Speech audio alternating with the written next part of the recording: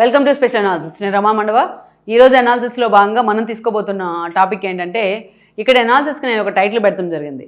పోగొట్టుకుంటున్న చోటే వెతుక్కుంటున్న జగన్ అని చెప్పేసి నేను టైటిల్ పెట్టాను. ఆ అంశం గురించి ఈరోజు మనం మాట్లాడుకునే ప్రయత్నం చేద్దాం. జగన్మోహన్ రెడ్డి ఏం పోగొట్టుకున్నారు, ఎక్కడ వెతుక్కుంటున్నారు అనేది చాలామందికి డౌట్ రావచ్చు ఈ టైటిల్ చూసిన తర్వాత. ఈరోజు జగన్మోహన్ రెడ్డి తనను తాను కొంతవరకు మార్చుకునే ప్రయత్నం చేస్తున్నారా అంటే, ఇటీవల జరుగుతున్న పరిణామాలన్నీ కూడా ఆ సూచనలు ఇస్తున్నాయి. మనం ఆ సంకేతాలు ఇచ్చే ప్రయత్నం చేస్తున్నారు ఆయన. అవి మనం ఒక ఆర్డర్లో మనం ఒకసారి చూసుకుంటే ఆ పార్టీలో జరుగుతున్న పరిణామాలు, జగన్మోహన్ రెడ్డి నిజంగా రిగ్రెట్ అవుతున్నారు కొన్ని అంశాలు అనేది మనకు అర్థమవుతుంది. కాకపోతే పైకి అవన్నీ కనిపించకుండా నేను ఇంకా సుప్రీం హీరో లాగానో లేకపోతే తను ఇంకా సూపర్ పవర్ లాగానో ఆయన ఒక ఇల్యూజన్లో బయటికి కనిపిస్తూ ఉంటారు. అది వేరే విషయం. ఎక్కడ జగన్మోహన్ రెడ్డి తను తాను మార్చుకునే ప్రయత్నం చేస్తున్నారు అంటే, ముఖ్యంగా జగన్మోహన్ రెడ్డి 5 ఏళ్ల పాటు అధికారంలో ఉన్న సమయంలో ఆయన 150 మంది సలహాదారులను పెట్టుకున్నారు. వాళ్ళందరినీ కూడా సజ్జల రామకృష్ణారెడ్డి లీడ్ చేస్తూ ఉండేవాళ్ళు. ఇక్కడ ఏం జరుగుతూ ఉందంటే, జగన్మోహన్ రెడ్డి ఒక ముఖ్యమంత్రి స్థానంలో ఉంటే ఆయనకి అనేక ఇంటెలిజెన్స్ వ్యవస్థల దగ్గర నుంచి అనేక ఏదైతే ఎమిటీస్ ఉంటాయి. అయితే జగన్మోహన్ రెడ్డి ఎప్పుడు ఏదైనా సర్వేలు చేయించుకున్నా వాటి జగన్మోహన్ రెడ్డి దాకా పూర్తి స్థాయిలో వెళ్లకుండా సజ్జల లాంటి టీం అడ్డుపడేది. ఆ 150 మంది సలహాదారులు అసలు పనిచేశారా, ఊరికే జీతాలు తీసుకున్నారనేది మనం పక్కన పెడితే, జగన్మోహన్ రెడ్డి వాళ్ళ సలహాలను పాటించిన సందర్భాలు లేవని మనం చెప్పుకోవచ్చు. ఇక ఫర్ ఎగ్జాంపుల్ చిలుకూరుపేటలో శ్రీకృష్ణదేవరాయలకి, విడుదల రజనీకి ఇష్యూస్ ఉన్నాయి, ఆధిపత్యపూర్వం నడుస్తుంది అనుకుందాం. ఆ ఇష్యూ జగన్మోహన్ రెడ్డి దగ్గరికి వెళ్దామని వాళ్ళు వస్తే జగన్మోహన్ రెడ్డి దగ్గర గేట్ దగ్గరే సజ్జల వాళ్ళని ఆపేసేవాళ్ళు. ఈయనే దాన్ని సాల్వ్ చేస్తున్నట్టు ఏదో హడావిడి చేసి వాళ్ళని పంపించేవాళ్ళు. అసలు సమస్య ఏంటి, ఆ సమస్య మూలాలు ఎక్కడున్నాయి అనేది జగన్మోహన్ రెడ్డికి తెలిసేది కాదు. ఇంటెలిజెన్స్ వాళ్ళు ఒక సర్వే చేయించుకొస్తే దాంట్లో ఏముందని వాళ్ళు చెప్పే లోపే సజ్జలు దాన్ని మానిటరింగ్ చేసి జగన్మోహన్ రెడ్డికి ఇంకా 4 వేసి చెప్పేవాళ్ళు. సో ఏది కూడా సజ్జల లాంటి వాళ్ళు ఒక లేయర్ లాగా జగన్మోహన్ రెడ్డికి అడ్డుపడే ప్రయత్నం చేశారు. ఇవన్నీ జగన్మోహన్ రెడ్డికి లాభించకపోగా పార్టీ మొత్తాన్ని కూడా డ్యామేజ్ చేశాయి. అసలు గ్రౌండ్ రియాలిటీస్లో ఏం జరుగుతుందో అనేది జగన్మోహన్ రెడ్డిని తెలియకుండా చేసి కమ్మేశారు సజ్జల లాంటి వాళ్ళు. ఈ సలహాదారులు కానీ, జగన్మోహన్ రెడ్డి దగ్గర ఉన్న కోర్ టీం కానీ, ఆ సీఎంఓలో ఉన్న అధికారులు కానీ చాలామంది. సో జగన్మోహన్ రెడ్డి చేసిన బ్లండర్స్ అవి. ఫర్ ఎగ్జాంపుల్ ఏదో కాన్స్టిట్యున్సీ నుంచి ఒక ఎంపీనో, ఒక మంత్రో, ఒక ఎమ్మెల్యేనో వస్తారు సమస్య చెప్పుకుందామని. వాళ్ళు గేట్ దగ్గరే ఆగిపోతారు, జగన్మోహన్ రెడ్డి దాకా వెళ్ళరు. చాలామంది ఆ రోజు టికెట్లు దక్కని వాళ్ళు, పార్టీలో ఓడిపోయిన వాళ్ళు, పార్టీ నుంచి బయటకు వచ్చిన వాళ్ళు ఇదే ఆరోపణ చేశారు. అందరు వేళ్ళు సజ్జల వైపే చూపించాయి, సారెడ్డి వైపు చూపించలా. సో జగన్మోహన్ రెడ్డి కూడా చాలా మంది తిట్లా, అందరూ సజ్జలానే తిట్టుకుంటూ వచ్చారు. సరే, అది మనం పక్కన పెడదాం. ఈరోజు జగన్మోహన్ రెడ్డి ప్రతిపక్షానికి పరిమితమైన తర్వాత 11 సీట్లకి నాకు చాలా ఏజ్ ఉంది, చంద్రబాబు నాయుడుకి ఏజ్ అయిపోయింది, నేను మళ్ళీ ముఖ్యమంత్రిని అవుతాను, మరో 30 ఏళ్ళు ఉండబోతానని చెప్పారు ఆయన డే 1. ఓకే, గుడ్ స్పిరిట్ అది. కానీ క్షేత్రస్థాయిలో వాస్తవానికి విరుద్ధంగా ఉన్నారు ఆయన.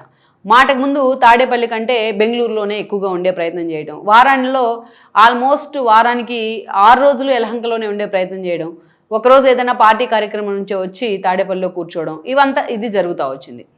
పార్టీ ఓడిపోయిన తర్వాత అందరూ ఏమనుకున్నారంటే, జగన్మోహన్ రెడ్డి వస్తున్నారనుకొని చాలా తమ సొంత జేబుల్లో డబ్బులు ఖర్చు పెట్టుకున్న వాళ్ళు చాలామంది ఉన్నారు. వాళ్ళు అడ్డంగా ఇరుక్కుపోయినారు. కాంట్రాక్టులు చేసి ఉన్న వాళ్ళు చాలా ఇబ్బందులు పాలవుతూ ఉన్నారు. కొంతమంది రెడీ టు కమిట్ సూయిసైడ్స్ అన్నట్టుగా చాలామంది ఉన్నారు. అలాంటి వాళ్ళందరూ ఏమనుకున్నారంటే, తమను పిలిచి జగన్మోహన్ రెడ్డి మాట్లాడతారు, ఓడిపోయిన నేతల్ని కొంత ఓదారుస్తారు, ఏదో ఒక రూపంలో పార్టీ నుంచి వాళ్ళకి ఒక అండదండలు దక్కుతాయని చాలామంది ఆశించారు.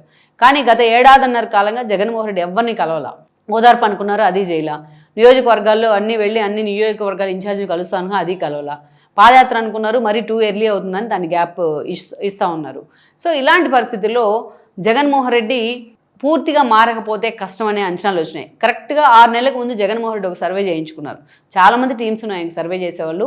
ఆ సర్వేలో జగన్మోహన్ రెడ్డికి కూడా నెగిటివిటీ వచ్చింది. ఆయన జనంలోకి రాలేని విషయం కావచ్చు, చాలా అంశాల్లో ఆయన డిఫెన్స్లో, తిరుమల లడ్డు దగ్గర నుంచి అనేక అంశాల్లో ఆయన డిఫెన్స్లో పడుతున్న విధానం కావచ్చు, మెడికల్ కాలేజ్ అంశాన్ని టేక్ ఓవర్ చేసి కోడి సంతకాల దాకా హడావిడి చేసి తీరా దాని వెనుక మోడీ ఉన్నారు, సెంట్రల్ గవర్నమెంట్ ఫార్ములా అనేటప్పటికీ దాన్ని వెనక్కి తగ్గడం, గురుమూర్తి లాంటి వల్ల ఆయన అడ్డంగా దాంట్లో ఇరికించే ప్రయత్నం చేయడం, ఇవన్నీ చూసిన తర్వాత జగన్మోహన్ రెడ్డి ఏదైనా సరే పూర్తి స్థాయిలో జనంలోకి వెళ్ళలేకపోతా ఉన్నారు, అటు అసెంబ్లీకి వెళ్ళడం కూడా మైనస్గా మారిందన్న అంచనాలు వస్తూ ఉన్నాయి ఆ సర్వేలో.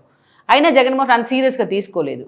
కానీ ఎప్పుడైతే మనకి సీ ఓటర్ సర్వే వచ్చింది, India Today C Voter survey వచ్చిన తర్వాత ఆ సర్వే కొంత క్రెడిబిలిటీ ఉంది. ఎప్పుడు ఎన్నికలు వచ్చినా జగన్మోహన్ రెడ్డికి ఈసారి ఒక్క ఎంపీ సీటు కంటే ఎక్కువ రాదు అని చెప్పి తేల్చి చెప్పింది ఆ సంస్థ. అప్పుడు జగన్మోహన్ రెడ్డి అంటే నిజంగానే ఉలిక్కిపడి అప్పటి నుంచి పూర్తి స్థాయిలో తాను మార్చుకునే ప్రయత్నం చేస్తా ఉన్నారు. ఈరోజు మనం అబ్జర్వ్ చేస్తే ప్రతి కాన్స్టిట్యున్సీతో వారంలో 2 కాన్స్టిట్యున్సీలతో ఆయన మీటింగ్ పెడతా ఉన్నారు. ఆ కాన్స్టిట్యున్సీ ప్రతినిధులను, అక్కడ ఇన్ఛార్జీలను, సమన్వయకర్తలను పిలుస్తూ ఉన్నారు. గుడ్. ఎందుకంటే అక్కడ సమస్యలు ఏంటో తెలుసుకునే ప్రయత్నం చేయడం, అదొకటి. ఇంకోటి ఏంటంటే, అసలు 1.5 year వరకు సమన్వయకర్తలు ఎవరున్నారు, ఇన్ఛార్జీలు ఎవరున్నారు, అసలు పనిచేస్తున్నారా లేదా ఉన్నవాళ్ళు అనేది జగన్మోహన్ రెడ్డి పట్టించుకోవాలి. సో ఆ అంశం మీద జగన్మోహన్ రెడ్డి ఇప్పుడు సీరియస్గా ఫోకస్ పెట్టి చాలా చోట్ల సమన్వయకర్తలో ఇన్ఛార్జీలు లేని చోట ఇన్ఛార్జీలు ప్రకటిస్తూ ఉన్నారు. ఒంగోలు సీటే అందుకు ఉదాహరణ. చెవిరెడ్డి జైలుకి వెళ్ళిన తర్వాత ఆ కాన్స్టిట్యున్సీని పట్టించుకునే వాళ్ళు లేకుండా పోయారు బాలినేని వెళ్ళిపోయిన తర్వాత. సో ఇప్పుడు చుండూరు రవి లాంటి వాళ్ళని అక్కడ పెట్టే ప్రయత్నం చేశారు. గుంటూరు వెస్ట్లోంచి విడుదల రజనీని తీసుకొచ్చి మళ్ళీ చిలుకూరుపేటలో పెట్టి ఇప్పుడు గుంటూరు వెస్ట్కి అంబటి రాంబాబుని పంపించే ప్రయత్నం చేశారు. అదొకటి. ఇంకోటి ఏంటంటే గత ఎన్నికలకు ముందు లాస్ట్ మీట్లో తనకు వ్యతిరేకత వస్తుందని అంచనాతో ఎక్స్పెరిమెంట్ చేసి అందరిని అటు ఇటు షఫుల్ చేసి గందరగోళం చేసి పడేశారు. అదే చాలా సగం ఓటమికి కారణం. అందుకని ఈసారి ముందు నుంచి కొత్త అభ్యర్థులను ఇంట్రడ్యూస్ చేయాలనుకుంటే ముందే చేస్తూ ఉన్నారు. 2.5 ఏళ్ల ముందే వాళ్ళని అక్కడ సమన్వయకర్తలుగా ఇన్ఛార్జీలుగా పెట్టే ప్రయత్నం చేస్తూ ఉన్నారు. అది ఇంకొకటి ఏంటంటే నేతలందరూ ఎప్పుడు అడిగినా అపాయింట్మెంట్ ఇచ్చే ప్రయత్నం చేస్తూ ఉన్నారు. అసలు జగన్మోహన్ రెడ్డి దగ్గరికి వెళ్ళడం కన్నా తిరుమల వెంకన్న వీఐపీ దర్శనం ఈజీ అనుకునేవాళ్ళు ఒకప్పుడు. అట్లాంటిది జగన్మోహన్ రెడ్డి ఎవరు ఏది మాట్లాడినా నా తాడేపల్లి గేట్లు తెరిచే ఉన్నాయి, మీరు ఎనీ టైం రావచ్చు అని చెప్పి ఎవరికి పడితే వాళ్ళకి నిజంగానే అపాయింట్మెంట్ ఇస్తూ ఉన్నారు. సోషల్ మీడియాలో చిన్న చిన్న కేసులు పెట్టించుకున్న వాళ్ళని కూడా పిలిచి మొత్తానికైతే వాళ్ళని ఓదార్చే ప్రయత్నం చేస్తూ ఉన్నారు. అండ్ ఇంకోటి ఏంటంటే నేతలతోని ఆ పార్టీలో ఒక కమిటీని కూడా ఏర్పాటు చేశారు అండర్ కరెంట్గా. వాళ్ళందరితో వెళ్ళి ఎవరైతే ఇబ్బందుల్లో ఉన్నారో వాళ్ళ ఇబ్బందులు ఏంటనేది, పార్టీ జిల్లాలో కార్యక్రమాల్లో వాళ్ళు ఎంతవరకు ఇన్వాల్వ్ అవుతున్నారు అనేది ఇవన్నీ కనుక్కోవడానికి ఒక టీంని కూడా ఆయన ఏర్పాటు చేయడం జరిగింది. సో ఇదంతా ఒక ఎత్తు అయితే ఈ రోజున తాను ఏ కార్యక్రమం చేసినా ఓన్లీ అంతకుముందు సజ్జలానే కనిపించేవాడు, లేకపోతే అక్కడ పక్కనే ఉన్నారు కాబట్టి ఏ అవినాషో కనిపించేవాడు, దేవినేని అవినాషో. ఈరోజు జగన్మోహన్ రెడ్డి ఏ కార్యక్రమం చేసినా అందరినీ పిలిచే ప్రయత్నం చేస్తున్నారు. దానికి ప్రత్యక్ష ఉదాహరణ నిన్న ఉగాది వేడుకల్లో మనం చూస్తే అన్ని ప్రాంతాల నేతల్ని టచ్ చేశారు జగన్మోహన్ రెడ్డి. అంతకుముందు తాడేపల్లిలో ఏదైనా కార్యక్రమం నిర్వహిస్తే ఒక చెవిరెడ్డో, ఒక అవినాషో, ఒక పెద్దిరెడ్డో ఒకరో ఇద్దరు కనిపించేవాళ్ళు. కానీ ఈరోజు చూస్తే ఉగాది పంచాంగ శ్రవణం కార్యక్రమంలో శ్రీకాకుళం జిల్లా నుంచి వరద కళ్యాణి, అదేవిధంగా చూస్తే రాయలసీమ నుంచి కొందరు నేతలు, అదేవిధంగా అవినాష్ లాంటి వాళ్ళు, లేకపోతే అంబటి రాంబాబు లాంటి వాళ్ళు, ఇలాంటి వాళ్ళు లేలా అప్పిరెడ్డి లాంటి వాళ్ళు, అన్ని కారుమూరు నాగేశ్వరరావు లాంటి వాళ్ళు ఈస్ట్ వెస్ట్ నుంచి, ఇలా ప్రతి చోటును శ్రీకాంత్ రెడ్డి రాయలసీమ నుంచి, ఇలాంటి వాళ్ళందరినీ కూడా జగన్మోహన్ రెడ్డి వైపు నుంచి ఆహ్వానం అందింది. అందరూ ఇన్వాల్వ్ అయ్యారు.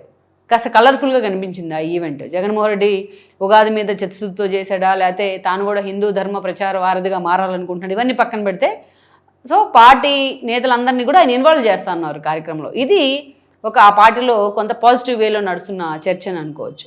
అంటే ఇక్కడ ఏదైతే తాను తప్పులు చేశానో, ఎక్కడైతే తాను పోగొట్టుకున్నానో దాన్ని కరెక్ట్ చేసుకునే ప్రయత్నం చేస్తూ ఉన్నారు ఆయన.